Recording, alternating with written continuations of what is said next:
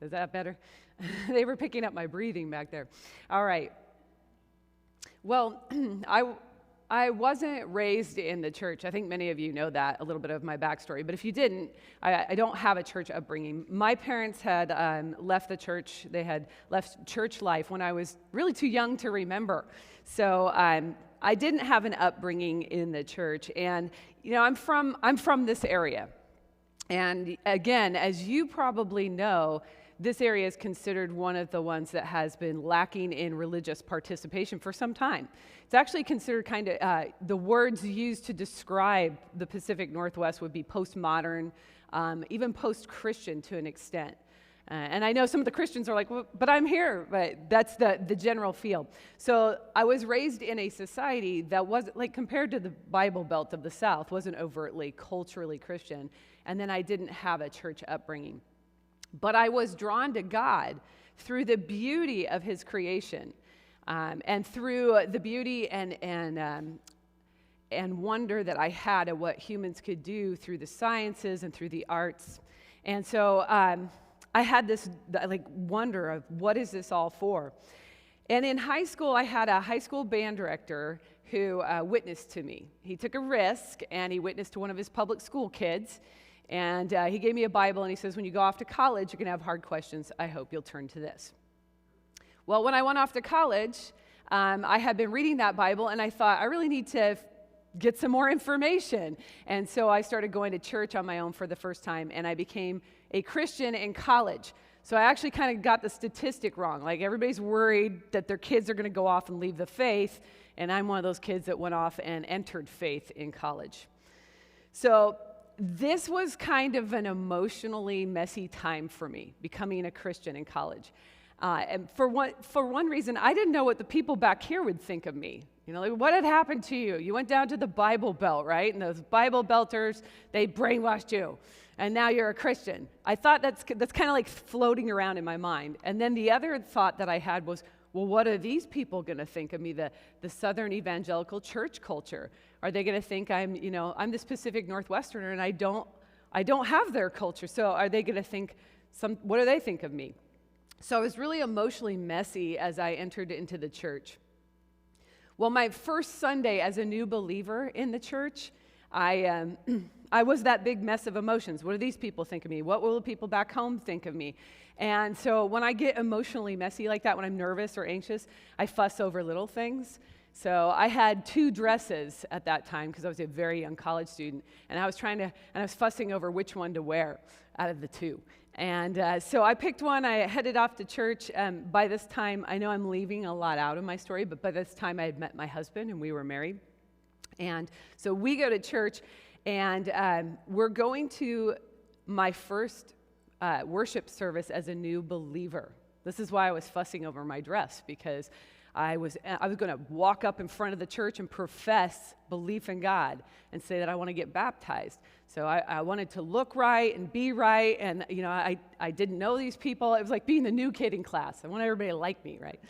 So the first day that I'm going into this church as a new believer, at the church led by the pastor who led me to salvation, I walk up to the door of the sanctuary with my husband, and the pastor's wife is there, and she's greeting people with a smile and talking to them and chit-chatting.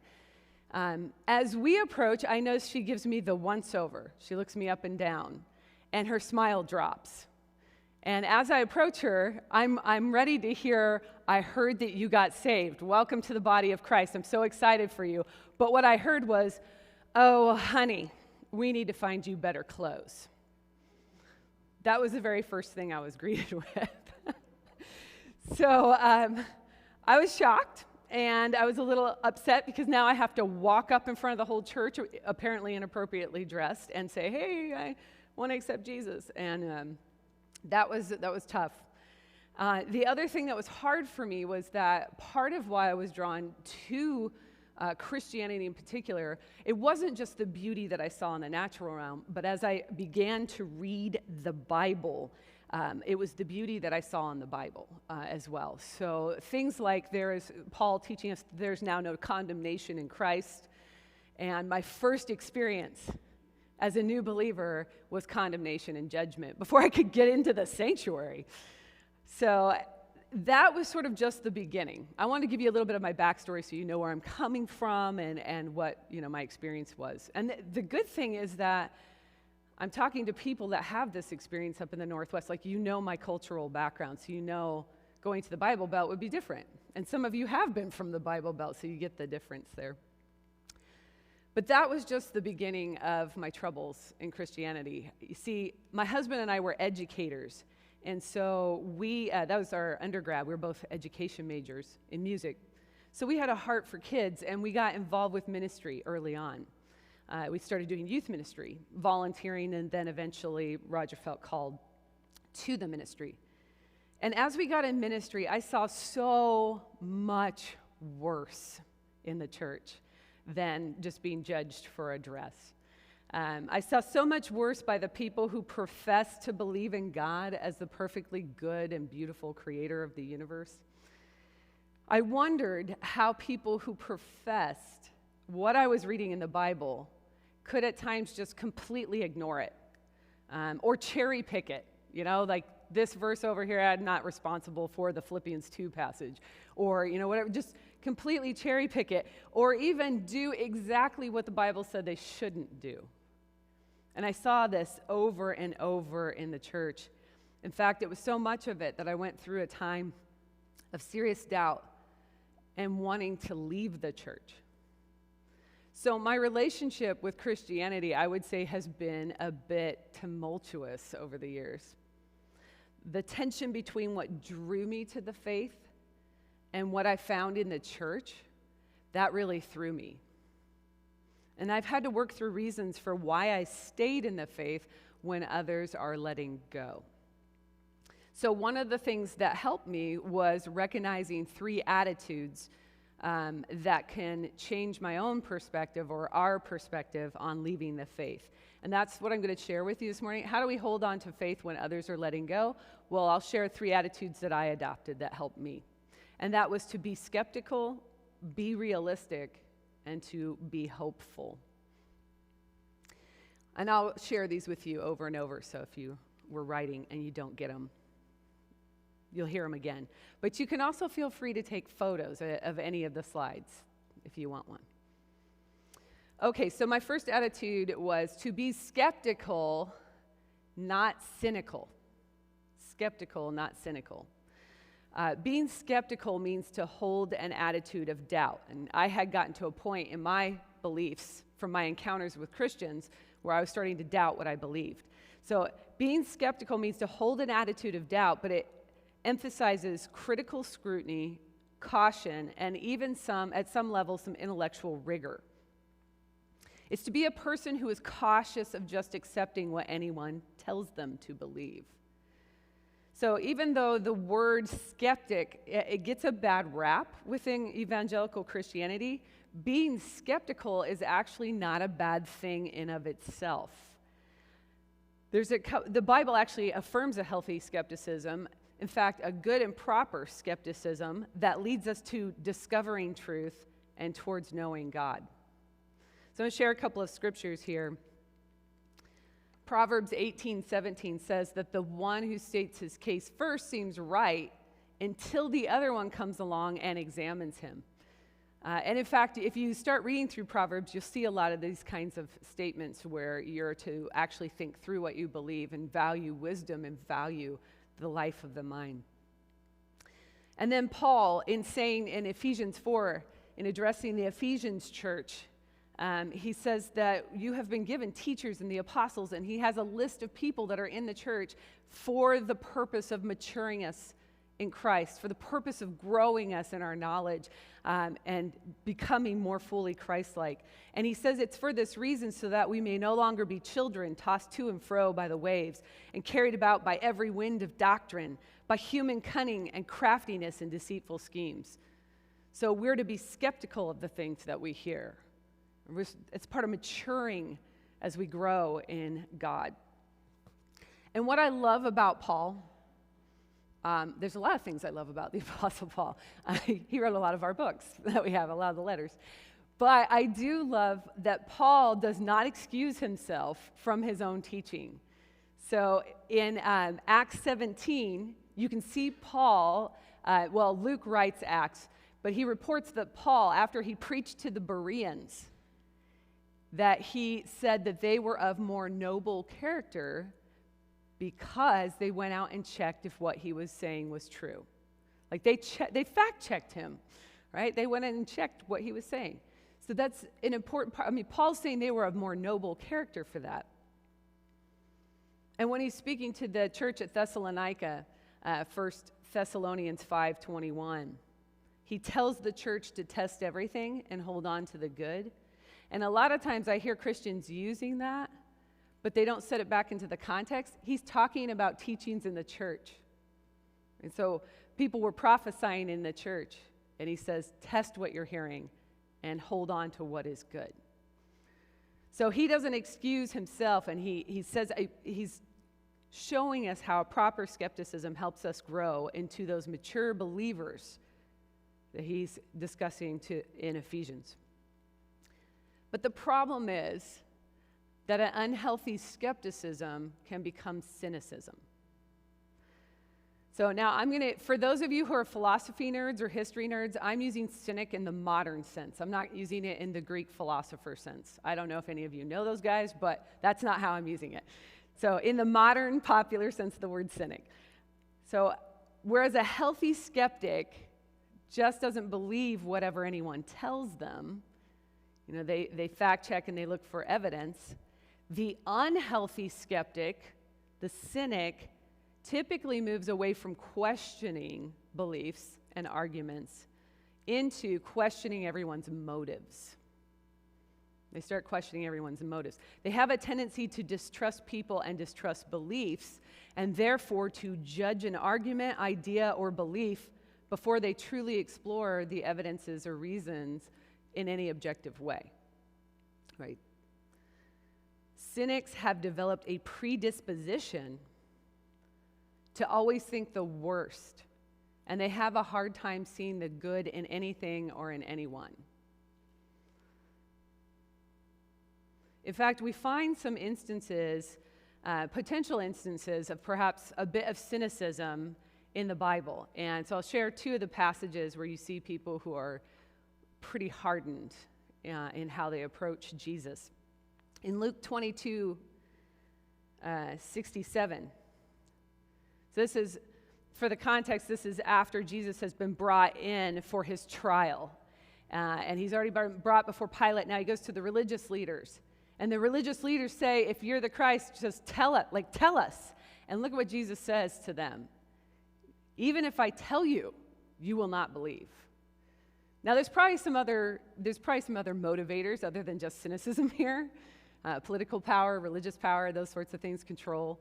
But definitely an element of cynicism, right? Even if I told you, you're not going to believe me. You do not trust me. You just trust who I am. You just trust my motives. And then the other example that I really like is John 12:37. This is after Jesus' triumphal entry back into Jerusalem, where all the people are praising him. And look what it says.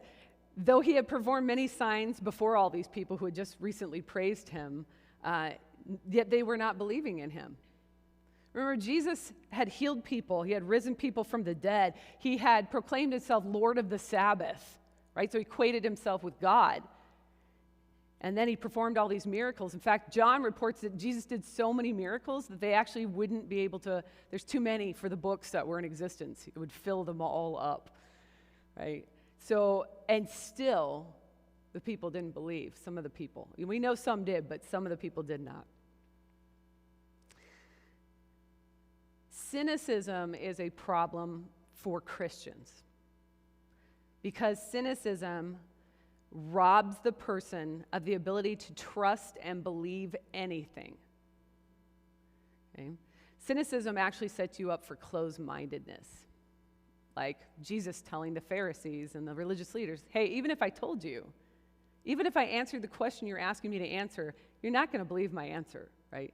Cynicism actually sets us up for closed-mindedness, and this is the problem that it creates. The cynic thinks they're open-minded many times, because they're keeping everything open, but they're actually closing out the possibility of believing in something. And that's really tough for the Christian. A Christian who is growing cynical about Christianity begins to distrust everyone and every belief, not because of evidence and reason, but because they're falling into a downward spiral of thought and behavior that cannot see the good in anything. It's not that they have a more objective view, but I would argue they're getting a less objective view. They're falling prey to that unhealthy skepticism. So there's an author that I like to read. His name's Daniel Taylor, and he wrote a book called The Skeptical Believer. And the subtitle on this, I just have to share it with you because it's cute. Telling Stories to Your Inner Atheist. The Skeptical Believer by Daniel Taylor. I'm going to share with you a few quotes from this work. He suggests a check on skepticism. This is his check from skepticism becoming cynical. He says, be as skeptical about skepticism as skepticism is about everything else. If you can check your own skepticism, then maybe you can keep yourself from going to cynicism. And by the way, the next step after cynicism is jaded. That's the next step. So check your skepticism. I'll add, question your own motive for questioning instead of always questioning everybody else. You should question your own motives. Why are you questioning? That one's tough. Because to question your own thought and why am I thinking this way and why am I feeling this way and what's causing this in me, that kind of self-reflection, that's really intellectually and emotionally difficult. That's a hard thing to do, is to question your own motives. Taylor notes that if you are a concerted skeptic, the way that you can sort of question yourself and the way you can come around on this is that consider what good answers mean. What would a good answer be to your question? What would that look like? This is actually a question I've asked many people who have called themselves skeptics with me, engaging me, atheists. I've asked them, well, what is a good answer to your question look like? What are the criteria you're looking for? I'm going to throw this number out there. It's not statistically based in any research, but I'd say 9 times out of 10, almost 10 times out of 10, they don't have any. See, that's where you start to become cynical. You have no criteria. You have no way of knowing if there's a good answer, right? You're just asking questions all the time.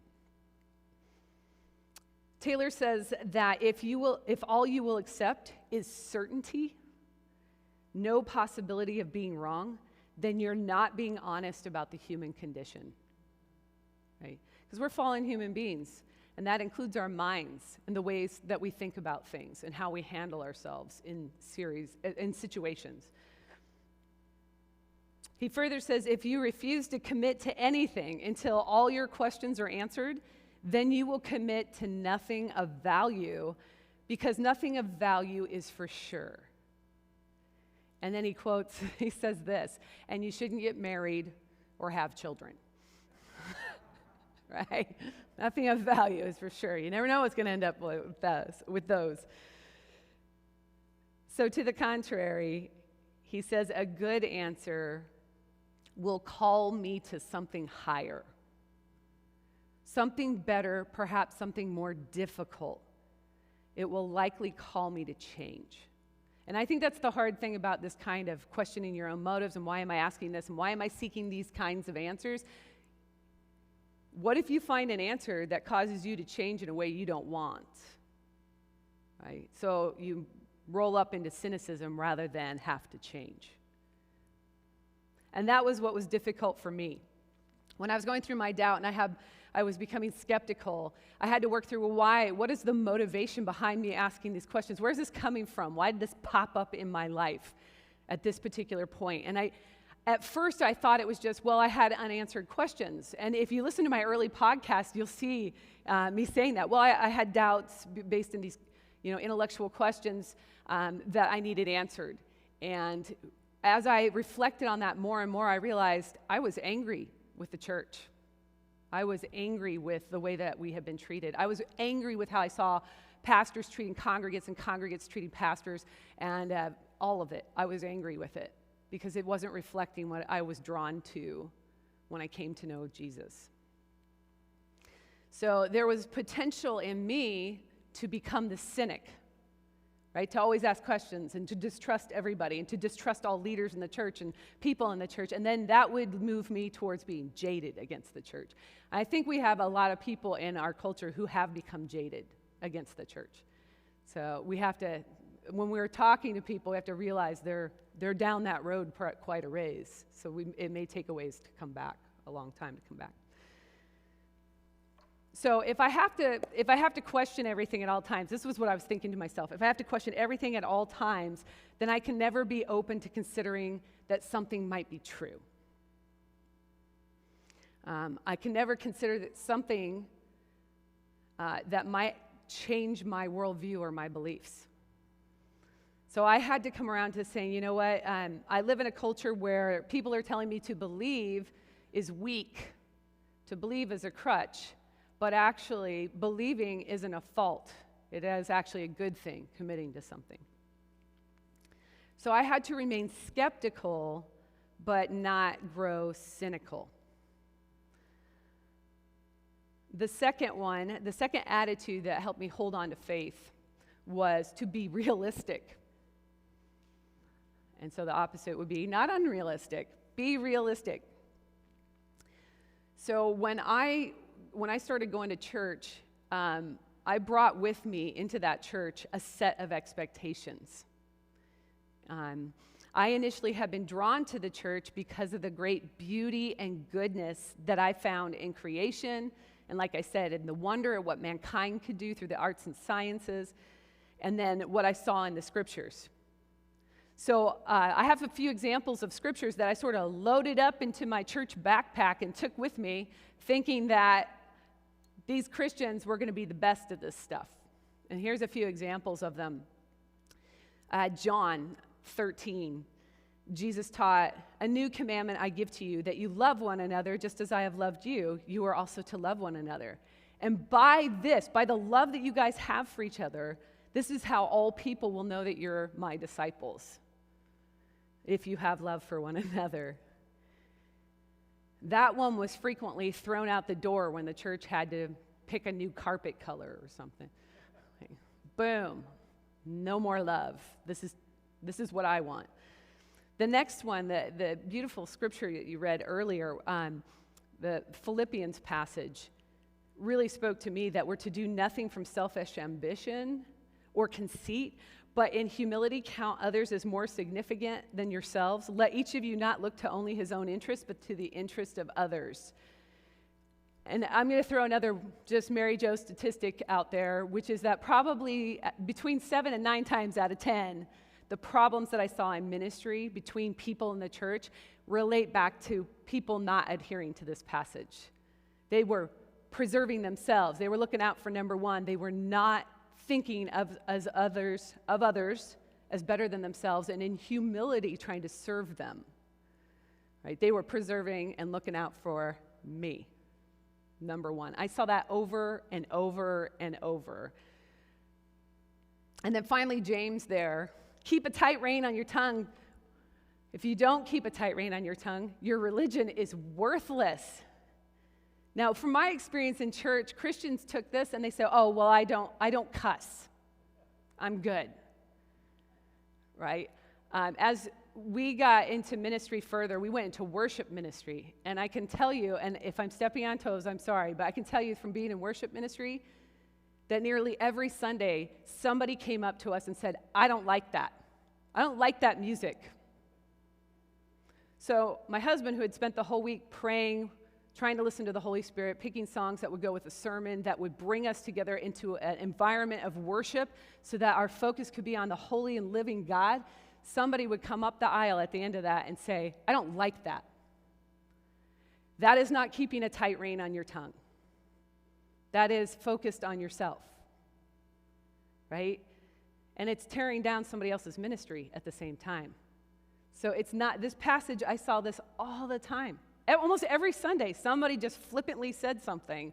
You know, they weren't coming up and saying, hey, the drums are overpowering the vocals, so I can't hear that, or the organ's too loud, or I couldn't hear the organ, or whatever. They were just, I don't like that. It's awful. It's the worst service I've ever been to. By the way, the next person that would walk up would say, that's the best music I've ever heard. It was just so subjective. But we have to keep it, if we really, look what he says. Your religion is worthless. If you're just walking around spreading you everywhere, you're not spreading Jesus, right? You're spreading you and your preferences. And that's one thing I saw over and over that started causing me to think, hey, do these Christians actually believe their Bibles? Or is this kind of like a social club where I go to see my friends and feel good? And as I saw more and more that was leaning towards the social club, I started to see that we really didn't care about the lost. We really didn't care about the things that Jesus was saying. It was really self-focused. But naively, I did pack all of these up and think, hey, the Christians in the church, they're going to teach me how to be this kind of person who's self-disciplined and controlled, because they're going to model it for me. They're going to be the pros because they've been in the faith for so long. And I was so excited to be a part of that community and experience that kind of love that the world doesn't show me, that serious love for one another that takes that responsibility that I have to show you love, or I'm not witnessing to others in that area. I was so excited about that, and yet so naive. I was so naive. The Christians that I encountered failed spectacularly to meet these expectations. But that was also because I was bringing along a perfectionism, idealism, and a naivety with me. I had unrealistic expectations about the church.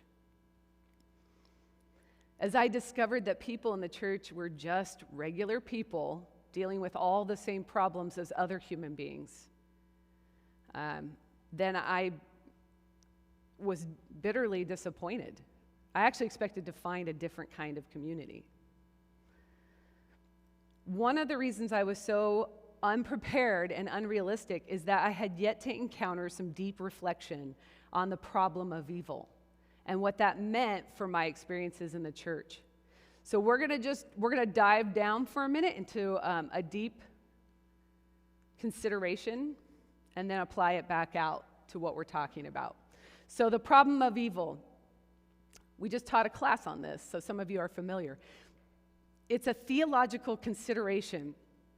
If there's a perfectly good, all-powerful, all-knowing God, then why is there evil, right? It seems like that kind of God could fix the whole world or make it to where there's no evil. There's a lot of answers to this question, over 2,000 years of consideration on it, so we're not going to have time for that because I was told that the battery pack on my microphone only has 16 hours. So we're not going to do all of that. But I'll tell you where I'm at with it. What's important is where I got to here in my own journey, and that was that I came to understand that the perfectly good God, the all-powerful, all-knowing God, couldn't have made a world in which he gives his creation freedom, free choice, that's a good gift, but then offers no real choices to be made. So he couldn't make a world where you actually could choose to do stuff, but then there's no consequence for it, right? Because there's no real choice. And so what we're seeing, is the result of the world that he actually did make. A world that has real choice and real consequence. And if you think about that, I started to think about this myself. I said, well, what does that mean? That sounds very philosophical, but what does that actually mean? Because I'm struggling with people in the church. I'm struggling with my experiences. And I started to think, that means billions of humans that have lived on this earth for however long have been committing acts of evil in large and small ways every single day, multiple times a day. That's billions upon billions of acts of evil. And we're experiencing the consequences of that. Sometimes we're the perpetrators of it. The consequences, such as the fallout from the behavior of fellow church-going humans.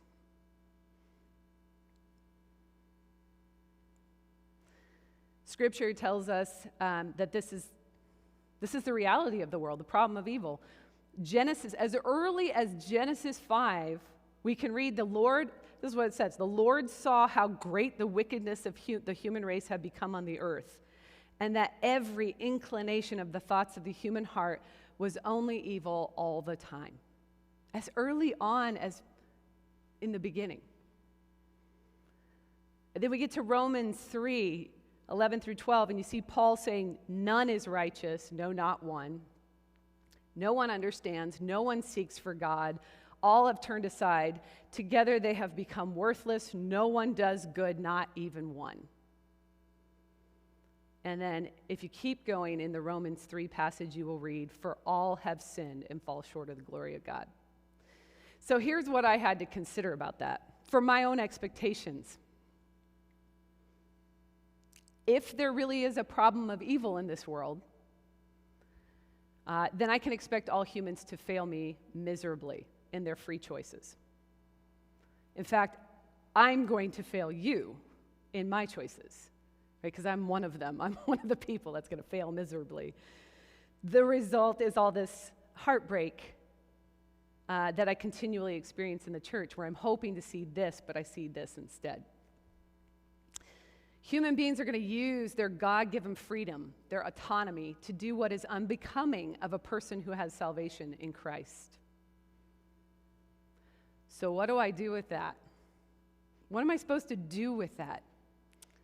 Do I just walk away from the faith? Meh, I don't want to deal with this anymore. Do I walk away from the church? I thought about it.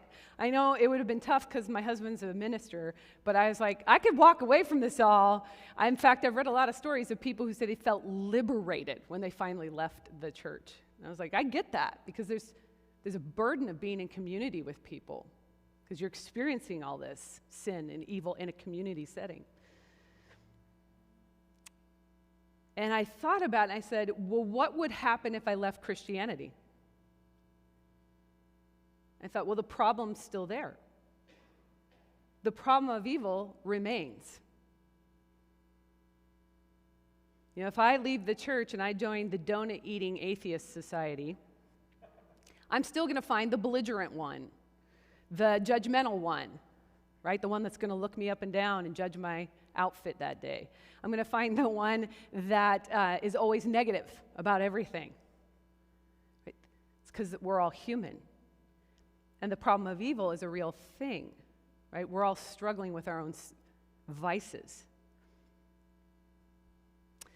So I determined if I left Christianity, I would still have the problem of evil, but I would not have the explanatory power of Christianity as to why this is happening. I would lose the explanatory power of God having made a good creation and given mankind a good gift of freedom, and then mankind abusing that. Right? And I would lose the solution to that, which was Jesus paying for that sin, that evil, and defeating it on the cross so that we could be redeemed and not live that way anymore. I would lose all of that, but I would still have all the same problems. I determined that my problem's not solved by walking away from Christianity. So how should I view the church? Where did I get to? I'm still struggling with this one, but this is where I'm coming to, which is from Jesus' Sermon on the Mount. Jesus actually taught us about this situation, about how everybody around you is going to fail, and about how you're supposed to engage that. And he did so from Luke 6. There we go. He said this, love your enemies, do good to those who hate you, bless those who curse you, pray for those who abuse you, and as you wish that others would do to you, do so to them. When church members and leaders fail to do what is right, even spectacularly, I'm supposed to do what I would want others to do to me. Right? I'm not supposed to respond in kind. And I'll tell you, I'm still working on this one because this is a hard teaching. And I started to think about what that meant for everything in my life. Right? It means I can't just bomb people on Facebook with my political angst. right? I actually have to show people that I love and care for others. There's a lot of implications of this. One person I read was joking, and he said, and jokingly said, but there's some truth to it. He said, Jesus probably said, love your neighbor as yourself and love your enemies, because they're probably the same person. I was dying. I was like, oh, see, he knew, right? Even inside the church, we're a family, but the family members are the ones that hurt you the most. Right? Those that you love the most end up hurting you the most. So what I'm not prescribing with sharing this with you, Jesus' teaching, is that you allow abusers or flagrantly unrepentant people to continue having sway over your life. That is not what I'm saying. But that there are times for healing, there's times for walking away. And the big part is that you take care of you. You do to others what you would want done to you, no matter what they do. That's the teaching here. That's how we actually spread love rather than hate. That's how we return goodness for evil rather than take up a retributive justice of our own.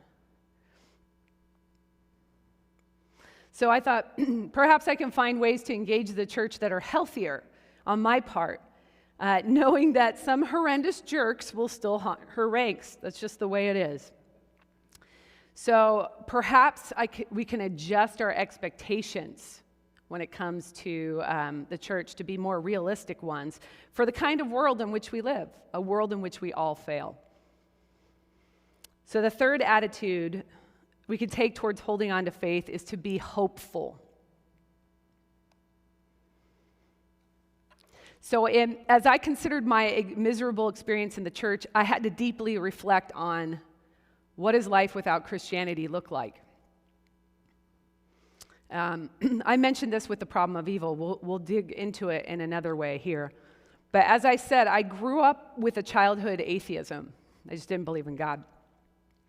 And from that formative time in my life, I actually have wonderful, warm memories of experiencing so much beauty and joy and amazement in the universe, about the universe in which I lived. And I experienced the goodness of deep friendships with kids who were from non-religious families as well as religious families. Plus, I had parents who taught me a moral ethic to live by and taught me how to respect and love my fellow mankind. I was instilled with a sense of great hope for humanity from my childhood. And that hope entailed that I could make a meaningful difference in the world, that my actions ultimately mattered and that I mattered. But I had no idea why these things were true. No idea. I had just adopted these things as real, or maybe true, based probably in my upbringing, education, and culture. So in part of the process of becoming Christian was a search for understanding what was the source of all these things. See, when I began to have doubts about what I believed, I realized that my search in these areas had become vital. Before they sort of drew me to Christianity, now I needed to know why I believed in things like humans mattered and there was hope for them. That became vital to me. I could no longer just believe things without considering how I knew them to be true. So why did I believe that human life really had meaning and value? And how did those beliefs give me hope? One of the areas on which I focused was my attitude towards what it meant to be human and how understanding that brought me hope. So let's look a little bit, again, we're going to dive a little bit deep and come back out. What does it mean to be human? Well, to step away from Christianity, like I was considering, is to accept a very different view of this, of yourself as a human and of your fellow mankind. There have been many different ways of fleshing this out, but I'm going to stick with contrasting Christianity to a materialistic atheism, which means that all that there is in the universe is material matter. There's no spiritual anything, okay? So I'm going to contrast it with that. In an atheistic materialism, humans are just a higher order of animal, okay? Or if you want to be even more reductive, Humans are just a collection or blob of atoms. In fact, we were watching a Netflix series, and that idea was being portrayed on the show when one of the protagonists said, I realized that we're all just collections of matter. Like you and me, we're just collections of matters, and we're made into shapes. And she told one of the other characters on the show, I really like your shape. And she's emphasizing this atheistic materialism, that we're all just blobs of atoms that are made into this form. But that has implications if that's true. What happens when you reduce humans to nothing more than, we'll just stay with animals. We're not going to go back to atoms. What happens if you reduce humans just to animals? Well, let's think about how we feel about animals. We don't charge them with crimes for their good or bad societal behavior. An animal court. The animal kingdom's not morally responsible because they don't have a moral will. So we're not going to say animals rape and murder. We're going to say they kill and reproduce. We'd also say that their behaviors are not morally blameworthy because these perceived moral actions are just part of the ever-evolving process of natural selection. Whatever they do is what makes them fit for survival. So the weak are killed off, the strong reproduce, the animal kingdom advances. What if I believe that humans, like animals, are not morally charged beings, but rather their societal behaviors are part of the ever-evolving process of natural selection? What kinds of conclusions can I come to about ethics, morality, and the value of human life? I don't have to guess. Because Oxford biologist Richard Dawkins has clearly stated the resultant view of mankind. He said, in a universe of blind physical forces and genetic replication, this is not there yet, in a universe of blind physical forces and genetic replication, some people are going to get hurt, other people are going to get lucky, and you won't find any rhyme or reason nor any justice. Okay, then this. The universe we observe has precisely the properties we should expect if there is at bottom no design, no purpose, no evil, no good, nothing but blind, pitiless indifference. DNA neither knows nor cares. DNA just is, and we dance to its music. So we're going to flesh this out a bit. He says there's no rhyme or reason to the universe. At base is just chance. So some of you are going to get lucky, others are going to get hurt, and that's just the way it is. There's no justice either. So that there's a whole movement right now on justice, right? Dawkins says, come on, get real. There's no justice in the universe. Rather, everything we see is, according to this biologist, is just what we should expect to see in a universe that has no good or evil, but only natural processes that are blind. They're not purpose. They're not going anywhere. They're not intended. They're just blind.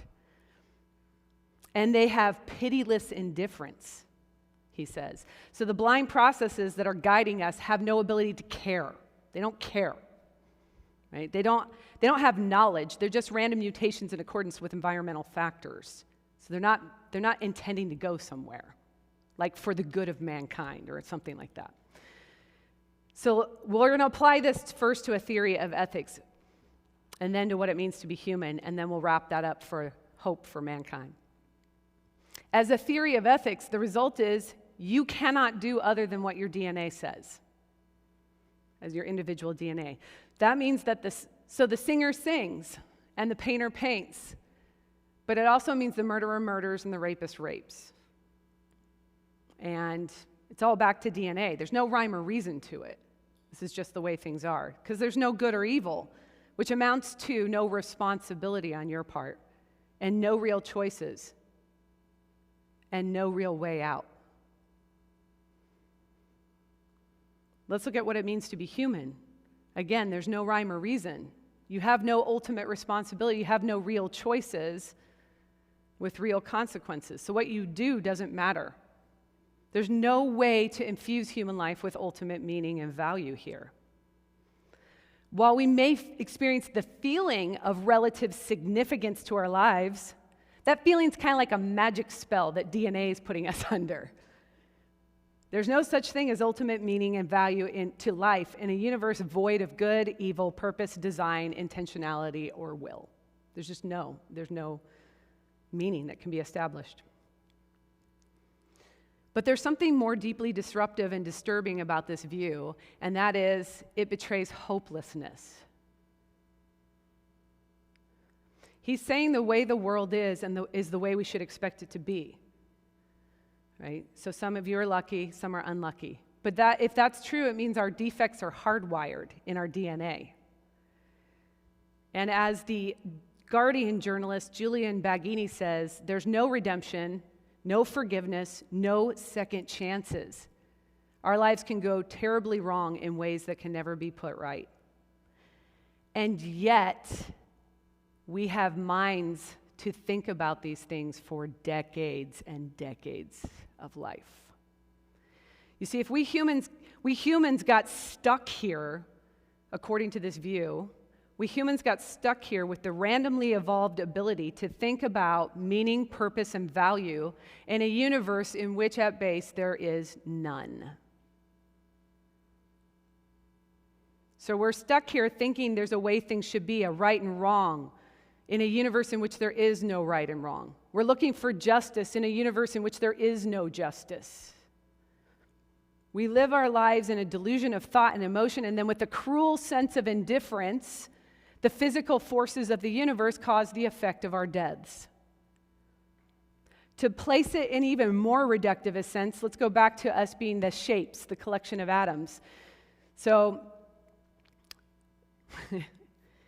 in a universe in which we're just a collection of atoms organized in such a way to produce the resultant matter of mass I call me, my death is just that I'm fundamentally changing that collection of atoms to where whatever you called me no longer exists. Hope in this philosophical stew is an illusion. It's a complete illusion. Just like everything else that's not material matter. With something like wishful thinking, we use a word such as hope as a part of our language, but it doesn't actually match anything in reality. It's like we're using the word unicorn. Kind of makes us feel good, but it doesn't actually match anything. What you are and the way you are is just how things are. Nothing good or bad, nor better nor worse. Whatever has been done has been done. Whatever happens to you, and there is nothing else to say. This is the worldview that I was considering walking into if I were to leave Christianity.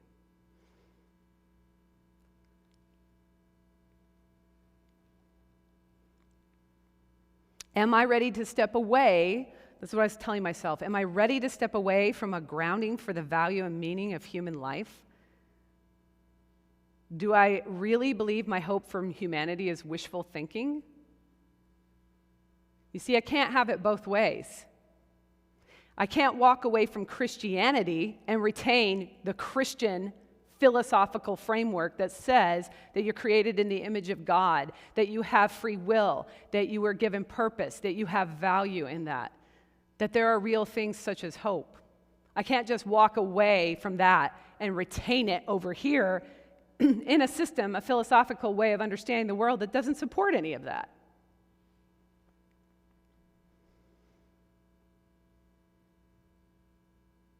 I realized that we aren't just deterministic machines. We aren't just slaves to our material matter, our DNA, and a universe void of meaning, purpose.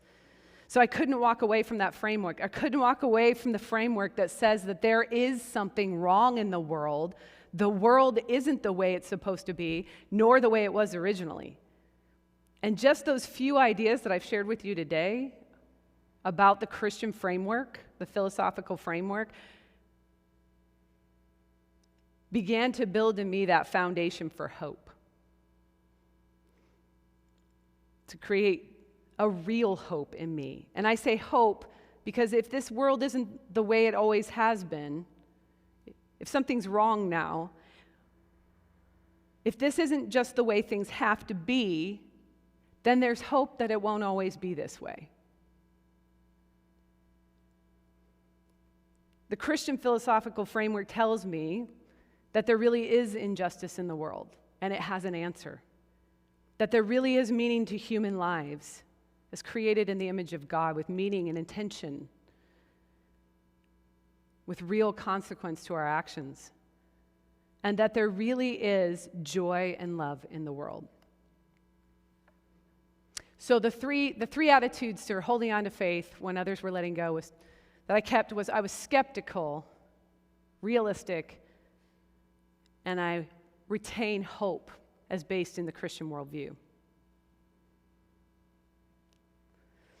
So my experiences in the church over time caused me not only to doubt my belief in God, but to desire to walk away from the church. And I remember one particularly strained, tense conversation I had with Roger on the matter, and I said, it was a while ago, I said, if we ever get into a healthy church situation, I'm not sure I'll know what to do. And he said, what do you mean, Joe? And I said, I've lived so long in this sort of like defensive posture against the church that I don't really know how to trust people who might actually be trustworthy. I was slipping into cynicism. And then I said, I don't even know what it would take for me to trust again, specifically people in the church. And then, you want to get more real, I don't even know if I want to trust anyone in the church anymore, because I don't know if I want my doubts answered in such a way that points me back to belief in Jesus.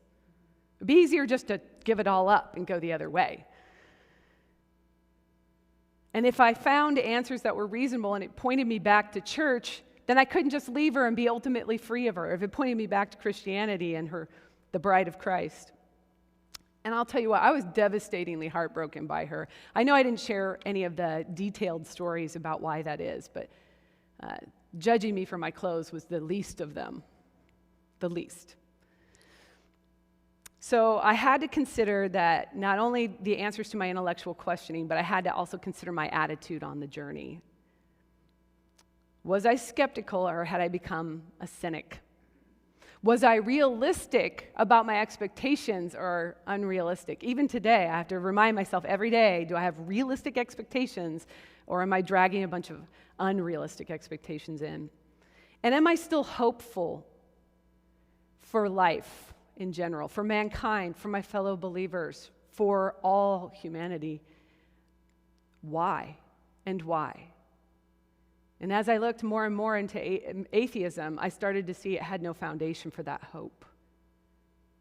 The answers I found to my questions about my attitude provided me space to enter back into the church through Jesus' teachings, through focusing on his love for me, and then his teaching to love my enemies and do to them what I want them to do to me.